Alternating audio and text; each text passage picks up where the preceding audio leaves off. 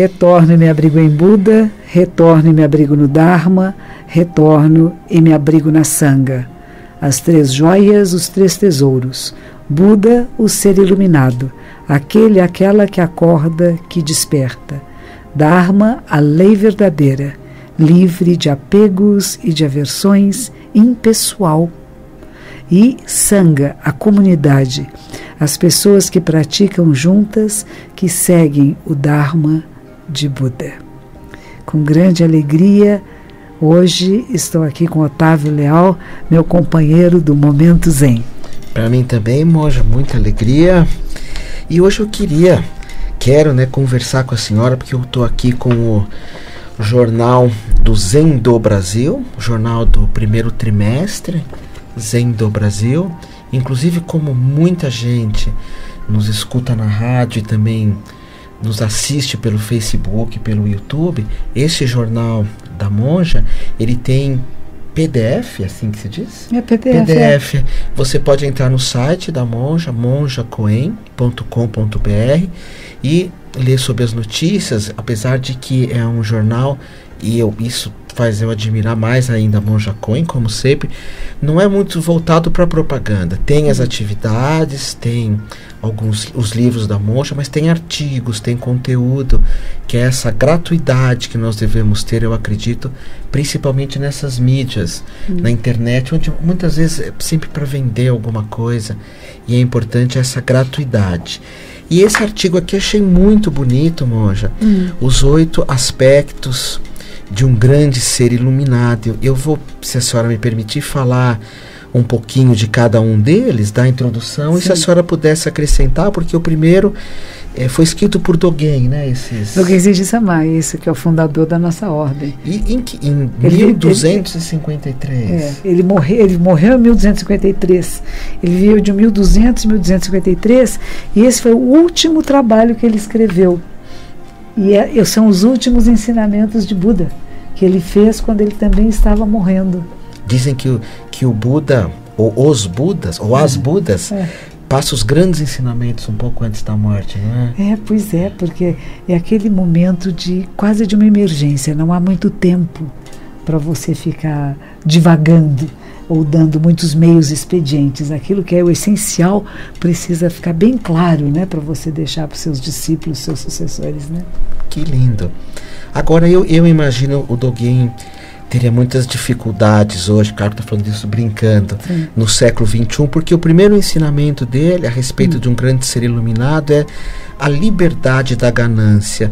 Nós imaginamos no século XII, XIII, quão poucas coisas deveriam ter para nós desejarmos.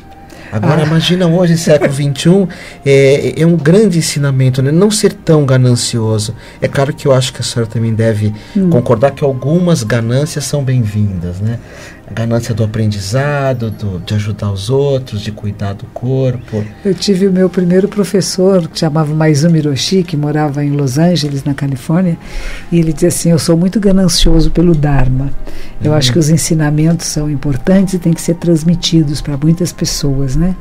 Então, mas eu acho que no século XIII, porque a gente está falando da ganância do ser humano, ela não tem a ver com as coisas que são nos oferecidas, mas é que é um estado mental mesmo, né? A pessoa muito gananciosa, ela está querendo tudo, ela fica presa aos desejos, né? Desejo de sono, de comida, de sexo, de sucesso, né? Então tudo isso está envolvido com o ser humano desde os primórdios, né? Não é que nós agora somos mais gananciosos que no passado. Talvez a gente tenha uma maior diversidade de opções. Mais objetos de desejos, né? Que pode até nos confundir um pouco, né? Quando eu era jovem, tinham 3 revistas, assim, de notícias, né? Cruzeiro, Manchete e Fatos e Fotos, que apareceu depois. E a Pop? Essa foi depois. A senhora lembra da Pop? Essa é depois, tá vendo? Depois. Então tudo era menos. E hoje nós temos, você vai numa banca de jornal, nem sabe exatamente o que comprar, porque a diversidade é muito grande, né? Nas livrarias também. O livro que eu fiz, por exemplo, eu fico brigando muito com a editora. Eu falei assim: editora, eu vou na livraria e não vejo o livro. Como é que a gente faz para pôr o livro o que eles chamam gôndola na vitrine, porque se o livro está lá no meio de tantos outros livros, ninguém vê. E se não vê, não se interessa.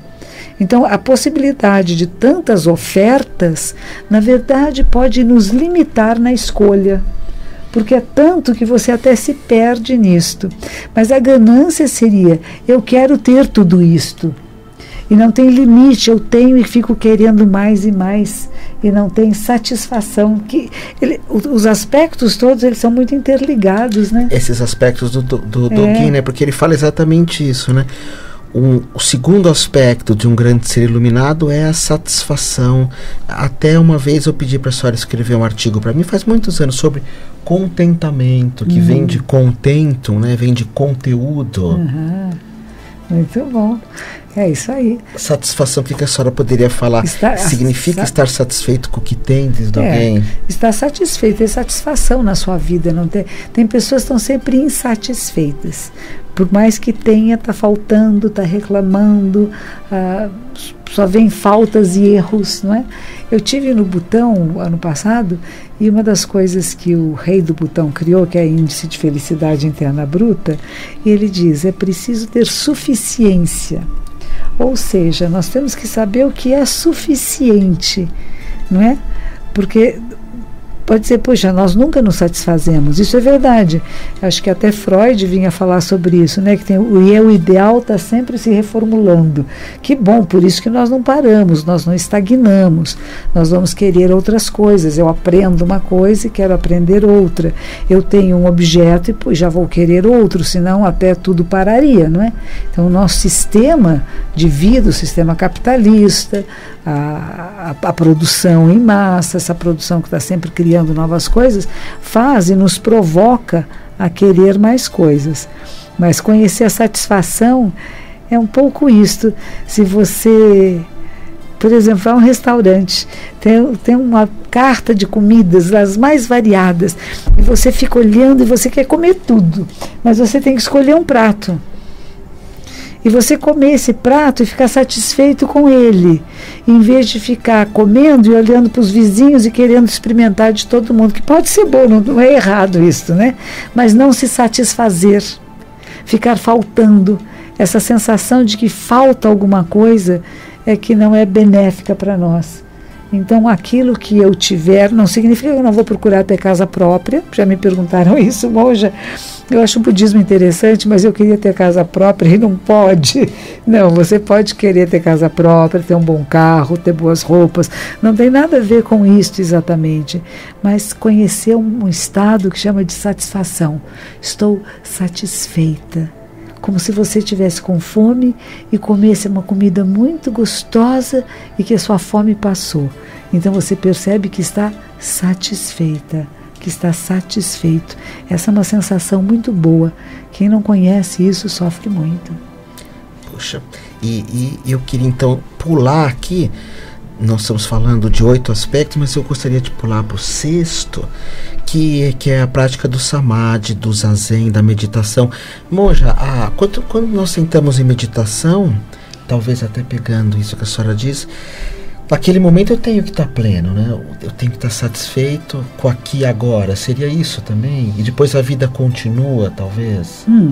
Eu acho que a vida é prática meditativa e que a vida pode ser um estado de integração e de presença absoluta. Eu chamo mais de presença absoluta, né? Está aqui agora, está inteiro. Hoje está muito na moda uma palavra em inglês. Nós brasileiros gostamos muito, né? Com expressões em inglês, mas que é melhor. Então é mindfulness. Eu vou fazer às vezes palestras em empresas, eles falam, a senhora vai falar de mindfulness, né? Que está circulando muito isso no meio empresarial também, que é trabalhar com a plena atenção. A plena atenção para mim é presença absoluta. O que eu estou fazendo, eu estou absolutamente presente e atenta ao que eu estou fazendo. Isso vai evitar acidentes, vai evitar descuidos e vai facilitar um trabalho melhor e uma compreensão melhor de mim, da realidade e das pessoas à minha volta. Então não é só que vai me facilitar o trabalho em si, mas vai facilitar a minha vida. A isso nós chamamos samadhi, mas não é exatamente enquanto você está trabalhando. O samadhi é alguma coisa que é adquirida, como você falou, durante a prática meditativa. Nas nossas salas de meditação no Japão tem uma placa que se põe na porta de madeira, onde está incrustada a palavra Samadhi, ou o Senhor Samadhi, o Rei dos Samadhis, o Samadhi superior.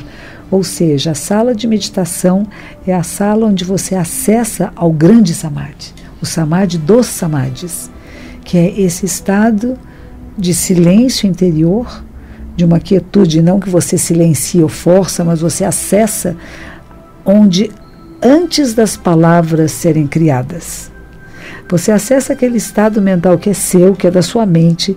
De novo eu digo que é seu direito e dever de nascença conhecer e acessar um estado onde nada ainda foi criado, onde todas as possibilidades estão em aberto, onde você e o todo não estão separados, onde você se percebe a vida da Terra, onde todas as pessoas que você conhece, as boas e as que você pode não achar tão boas, aquelas que te irritam e aquelas que você ama, todas estão num só lugar. E esse lugar é a sua mente, e esse lugar pode se tornar o seu coração. Então a gente vai trabalhar com sabedoria e compaixão. Não tem ninguém que é rejeitado, jogado fora, não tem ninguém que você queira extinguir, nenhuma forma de vida que você queira que entre em extinção, mas ao contrário, se percebendo interligado a tudo e a todos, como que cuida melhor. Então, muitas vezes nós não percebemos isso no ambiente de trabalho, nem se a gente estiver em plena atenção apenas, né? Por isso que o Zen não fala muito nesse mindfulness em plena atenção, porque ele diz, é um passo além. Porque se eu estou em plena atenção, ainda tem um eu e a plena atenção. Mas quando você se torna, não há mais esse eu que está fazendo alguma coisa. E apenas a sua presença é absoluta. Todos os seus sentidos estão... E o que é interessante também, eu acho importante dizer, não é uma bitola. Não é uma coisa que eu vou fechar meus ouvidos para poder ver melhor. Todos os sentidos estão ligados. Então é como se fosse uma lente de uma câmera que é grande angular. A lente grande angular, ela não dá foco só num aspecto da sala. Ela é capaz de pegar a sala toda e ela toda está em foco. E isso é a nossa capacidade mental. E ela pode ser desenvolvida.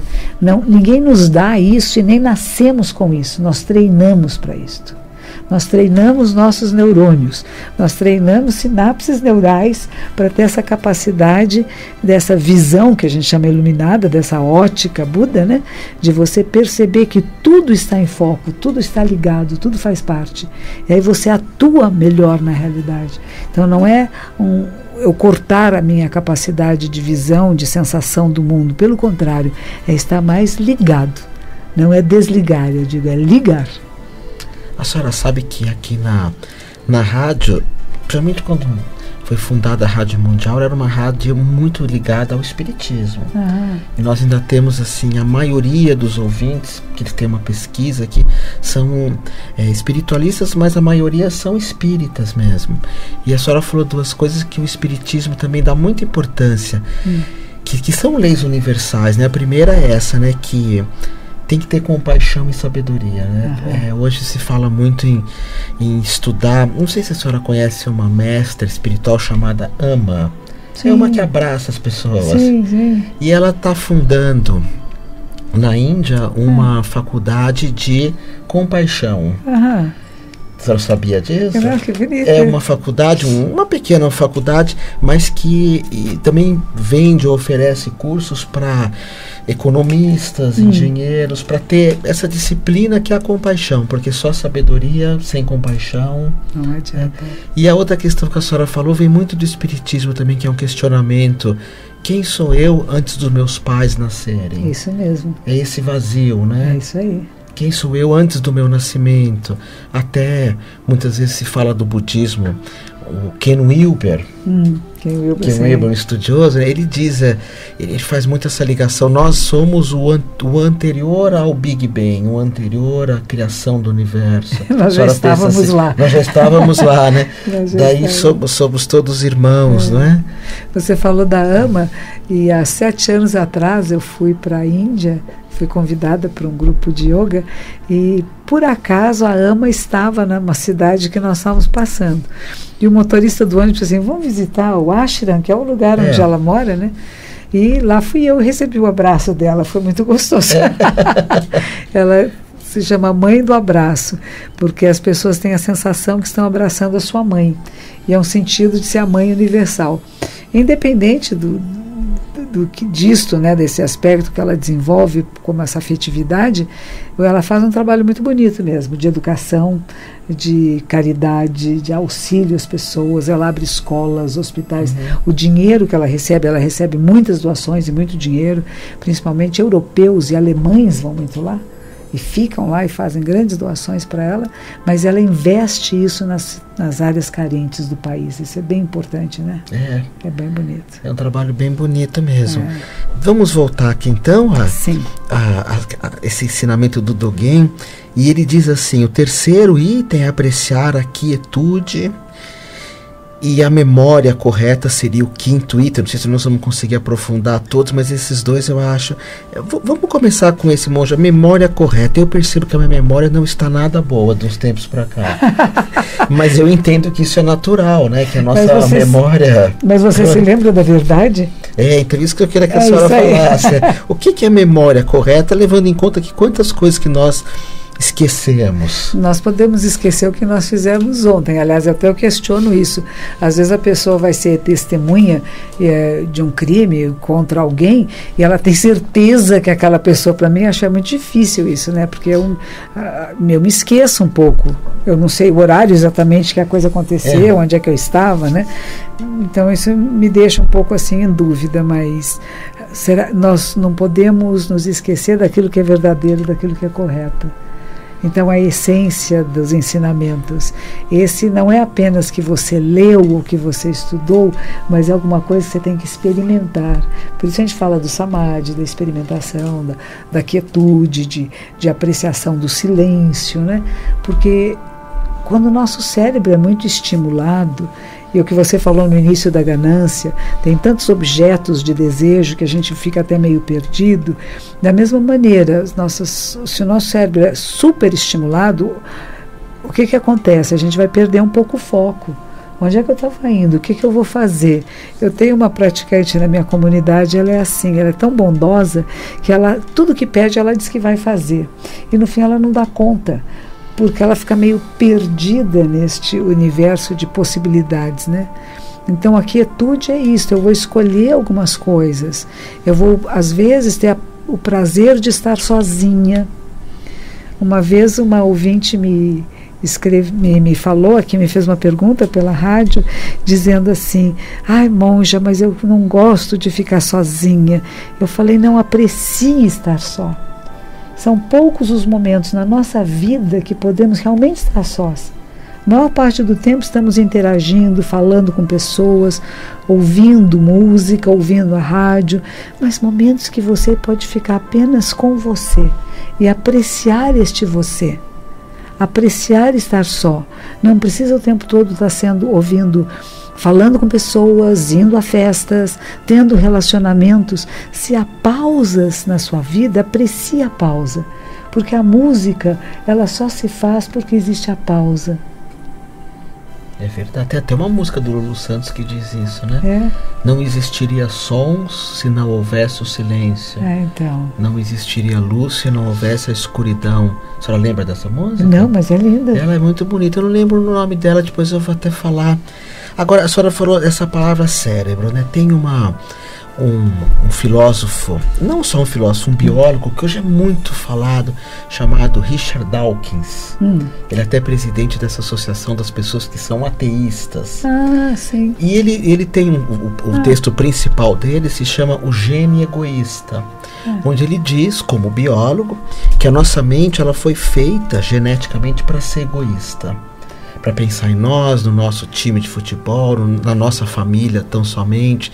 E aí a senhora já falou para mim num outro programa que existe uma parte da mente, que talvez seria a não mente ou estar além da mente, que é onde existe um livre-arbítrio, né, que quando nós acessamos ela através da meditação, nós reconhecemos que nós não estamos que nós não estamos nos tornando bons, mas que já somos bons numa parte que estaria além do nosso cérebro. Eu não sei se a senhora concorda com esse pensamento do Dawkins, que a mente ela é treinada para ser egoísta. Não, eu acho que como espécie humana, cada um de nós nasce com essa característica de preservação da espécie da vida. É isso que ele defende. Eu acho que isso todos nós. Acho que até a minha cadela deu cria esses dias, e os cachorrinhos que não enxergam ainda, eles se arrastam e vão correndo em direção à mãe e mamam.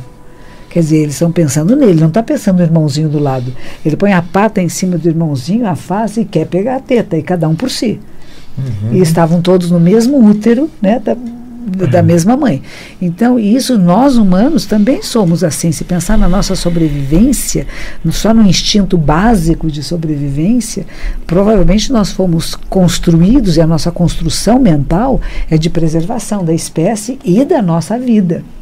Você veja que quando tem acidentes de carro, é muito difícil que o motorista, se ele estiver numa hora muito crítica de uma decisão, geralmente ele vai proteger a si mesmo.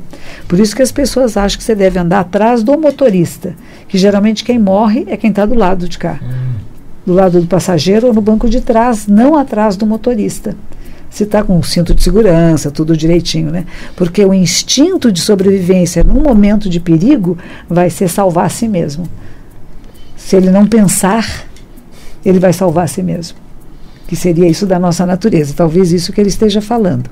Mas existe um outro estado, e é essa possibilidade que a gente abre, que mesmo que a gente seja criado com esse instinto de dizer eu vou comer primeiro, você vai ver alguém que está com fome do seu lado e você dizer não, eu vou dar primeiro para esse ser humano. Isso também está em nós. Nós temos essa capacidade. E tem um livro interessante que eu vi esses dias, eu estou folheando ele ainda, que fala sobre um mosteiro trapista. Os trapistas também são beneditinos, e esse autor é um executivo, e ele vai dizer como é que esse mosteiro e os trapistas têm 1500 anos de história, continuam sendo uma grande empresa. Vendem muito seus produtos. O Anselmo Krum, né, que nós falamos numa outra. Como ele também, o Anselmo Krum, que é o conselheiro de grandes empresas. Ele vende muito livro, né, amor? Vende. Mas Ótimos uma coisa livros. Importante que diz é isso, que a primeira coisa que põe à frente não é o dinheiro, mas eu tenho um bom produto e eu quero oferecer o melhor produto possível para que as pessoas fiquem bem. E quando existe um grupo de pessoas que pensa dessa maneira e trabalha nessa direção, o resto vem por si mesmo. Eles produzem cervejas que vendem uma quantidade incrível em alguns mosteiros da Europa. Este mosteiro produzia ovos também, que vendia uma quantidade incrível.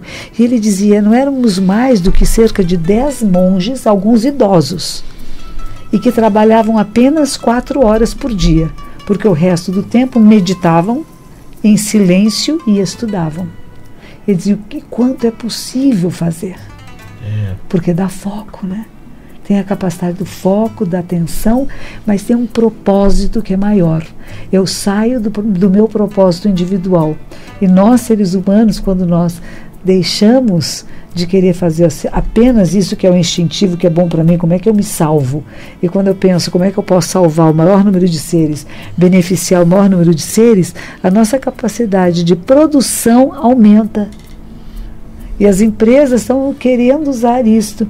Como é que nós estimulamos pessoas a saber que praticando, estudando, servindo dessa forma, nós saímos apenas daquilo que eu vou ganhar, do meu salário, que seja mais ou menos, mas do bem que eu estou fazendo. E este bem nos estimula muito mais do que apenas ganhos pessoais, do que seria eu vou ter um salário. Eles fizeram estudos até comparativos, que haviam pessoas que saíam de empresas onde acharam que ficou muito monótono, que não tinha sentido o que faziam e que ganhavam muito bem, para ganhar menos numa outra empresa que tinha maior abrangência de beneficiar o maior número de seres. Até porque os trapistas também, eles têm um voto de pobreza, não deve nem ficar para eles. Não, né? Não, vai ser reinvestido no processo. Ninguém está pensando em dinheiro pessoal, né? Mas está pensando em beneficiar a comunidade, em beneficiar outros seres. Então, esse pensamento altruísta no ser humano nos faz muito bem. Mas, ao mesmo tempo, me disseram uma coisa esses dias que é bem bom para a gente refletir. Diz que todos esses carinhas muito radicais, esses que estão matando gente por aí, se não confia em mim, ele pensa muito em você, ele é muito altruísta. Ele quer ser o bem do mundo. E ele acha que se você não concorda, você é um perigo ao mundo. Então vai precisar exterminar você porque quer o bem do mundo. E porque ele quer tanto o seu bem, ele precisa converter você naquilo que é a sua verdade. E isso é o perigo. Daí talvez o que a senhora falou, sabedoria pois é. e compaixão, né? Porque se tiver separado, é uma bobagem. Monja, infelizmente, nosso tempo findou-se aqui. Se a senhora quiser fechar. É uma alegria estar com você. Para mim também. A gente tem que terminar o programa, ficar com as mãos um pouquinho, porque estão filmando a gente. Então, o Tomás pediu, lembra? Tá certo, não vou esquecer. Que os méritos de nossa prática se estendam a todos os seres e que possamos nos tornar o caminho iluminado.